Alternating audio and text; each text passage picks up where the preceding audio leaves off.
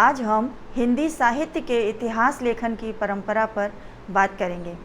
हिंदी साहित्य के जन्मकाल के विषय में विद्वानों में मतभेद रहा है।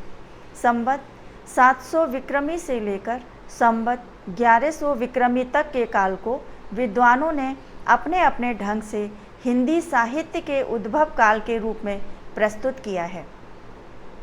हिंदी साहित्य की बिखरी सामग्री को क्रमबद्ध रूप से संग्रहित करने का कोई प्रयास प्रारंभ में नहीं हुआ। परिणामतः हिंदी की क्रमागत प्रवृत्तियों तथा कवियों के कृतित्व एवं व्यक्तित्व को दर्शाने वाला कोई भी व्यवस्थित ग्रंथ अर्थात हिंदी साहित्य का इतिहास 19वीं शताब्दी तक नहीं मिलता। 19वीं शताब्दी के उपरांत ही हिंदी साहित्य के इतिहास लेखन की परंपरा प्रारंभ हुई। ये आश्चर्य की बात नहीं है कि हिंदी साहित्य का प्रथम इतिहास किसी हिंदी विद्वान द्वारा न लिखा जाकर विदेशी विद्वान द्वारा विदेशी भाषा फ्रेंच में लिखा गया। अनेक कमियों के बावजूद इसे हिंदी साहित्य के इतिहास का प्रथम ग्रंथ माना जाता है। श्री महेश्वर दत्त शुक्ल ने भाषा काव्य संग्रह, ये हिंदी साहित्य के इतिहास का द्वितीय ग्रंथ है। श्री शिव सिंह सेंगर ने शिव सिंह सरोज नाम से कवियों का विवरण एवं उनका काव्य संग्रह संकलित किया।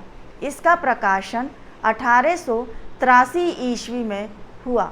सर जॉर्ज ए ग्रियर्सन ने 1888 ईस्वी में modern vernacular literature of Hindustan का प्रकाशन किया। बाबू श्याम सुंदर दास ने हिंदी कोविद रत्नमाला में लगभग 800 लेखकों के जीवन परिचय एवं कृतियों के विषय में परिचय दिया है। मिश्र बंधुओं ने मिश्र बंधु विनोद शीर्षक से सर्वप्रथम हिंदी साहित्य के इतिहास का इतिवृत्तात्मक रूप में प्रस्तुत किया है। यह ग्रंथ 4 भाषाओं में प्रकाशित हुआ है। इस संकलित कवियों को कई श्रेणियों में वर्गीकृत किया गया है। आचार्य रामचंद्र शुक्ल ने कवियों के जीवन परिचय आदि विवरण इसी ग्रंथ से लिए हैं। मिश्र बंधुओं के दूसरे ग्रंथ हिंदी नवरत्न के नाम से 1910 ईस्वी में प्रकाशित कराया। इस ग्रंथ में हिंदी के 9 कवियों का विस्तृत विवेचन वर्णन प्रस्तुत किया गया है। 1817 ईस्वी में पंडित राम नरेश त्रिपाठी द्वारा रचित कविता कौमुदी नामक ग्रंथ का प्रकाशन हुआ। इसमें भारतेंदु हरिश्चंद्र के पूर्व के कवियों का जीवन वृत्त एवं उनकी कविताएं दी गई हैं। आचार्य रामचंद्र शुक्ल ने 1926 ईस्वी में हिंदी साहित्य का इतिहास नामक कृति की रचना की, जो 1929 ईस्वी में प्रकाशित हुई। इससे पूर्व शुक्ल जी ने नागरी प्रचारिणी सभा द्वारा संपादित शब्द सागर की 8वीं जिल्द में हिंदी साहित्य के इतिहास की रूपरेखा पर यथेष्ट प्रकाश डाला है। उसी का विस्तृत और व्यवस्थित रूप हिंदी साहित्य का इतिहास के नाम से प्रकाशित हुआ। साहित्य इतिहास की कड़ी में यह सर्वश्रेष्ठ प्रयास माना जाता है। आचार्य रामचंद्र शुक्ल के इतिहास लेखन की प्रमुख विशेषताएं इस प्रकार हैं। शुक्ल जी की काल विभाजन पद्धति का आधार सरल, सुस्पष्ट, तर्क संगत एवं वैज्ञानिक है।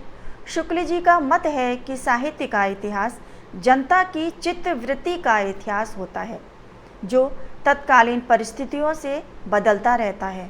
प्रत्येक काल की प्रवृत्तियों का विश्लेषण किया जाना चाहिए। जिस कालखंड के भीतर जिस प्रवृत्ति की प्रधानता होती है, उसी के आधार पर उस काल का नामकरण किया गया है। शुक्ल जी ने भक्ति काल को निर्गुण और सगुण 2 धाराओं में बांटा है। पुनः उनको उपविभाजित ज्ञानाश्रय एवं प्रेमाश्रय तथा राम भक्ति काव्य एवं कृष्ण भक्ति काव्य के रूप में प्रस्तुत किया है। रीति काल का वर्गीकरण लक्षण ग्रंथों की रचना को ध्यान में रखकर रीतिबद्ध रीतिमुक्त काव्य के रूप में है। आधुनिक काल को उन्होंने गद्य एवं पद्य दो भागों में बांटकर तदुपरांत उनको उपवर्गों में बांटा है। शुक्ल जी की विवेचना शक्ति एवं भाषा सामर्थ्य अपूर्व थी। एक एक वाक्य कसा हुआ है तथा कवियों एवं लेखकों के बारे में उनकी टिप्पणियां पर्याप्त मनन के उपरांत ही की गई हैं। शुक्ल जी की दृष्टिकोण व्यापक, विवेचना वैज्ञानिक एवं विश्लेषण अत्यंत सूक्ष्म है। कवियों के साहित्य महत्व को पहचानने के बाद ही उन्होंने उन्हें अपने इतिहास ग्रंथ में स्थान दिया है।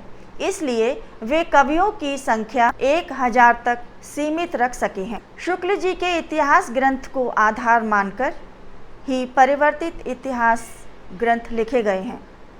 बाबू श्याम सुंदर दास ने हिंदी भाषा और साहित्य नामक ग्रंथ का प्रकाशन कराया।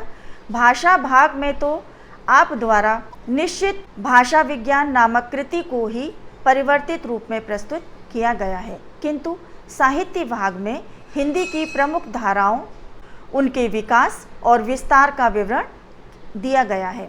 आचार्य रामचंद्र शुक्ल के इतिहास लेखन के लगभग 10 वर्ष पश्चात आचार्य हजारी प्रसाद द्विवेदी ने हिंदी साहित्य की भूमिका नामक ग्रंथ का प्रणयन किया। इसमें संकलित स्वतंत्र लेखकों के कतिपय ऐसे तथ्य एवं निष्कर्ष प्रस्तुत किए गए हैं जिसमें हिंदी साहित्य के इतिहास लेखन को एक नई दृष्टि प्राप्त हुई है। इस कवि के उपरांत हिंदी साहित्य के इतिहास संबंधी उनकी 2 रचनाएं और प्रकाशित हुई, हिंदी साहित्य उद्भव और विकास तथा हिंदी साहित्य का आदिकाल। वास्तव में आचार्य हजारी प्रसाद द्विवेदी के आचार्य रामचंद्र शुक्ल की अनेक धारणाओं एवं स्थापनाओं को चुनौती देते हुए सबल प्रमाणों के आधार पर उन्हें खंडित भी किया है। हिंदी साहित्य का आलोचनात्मक इतिहास डॉक्टर राम कुमार वर्मा कृत है, जो 1938 ईस्वी में प्रकाशित हुआ। इसमें सामान्यतः आचार्य शुक्ल द्वारा प्रस्तुत काल विभाजन को ही किंचित परिवर्तन के साथ प्रस्तुत किया गया है। वीर गाथा काल को चरण काल की संज्ञा प्रदान की गई है। इस प्रकार हम कह सकते हैं कि हिंदी साहित्य के इतिहास लेखन की परंपरा लगभग 125 वर्ष पुरानी ही है।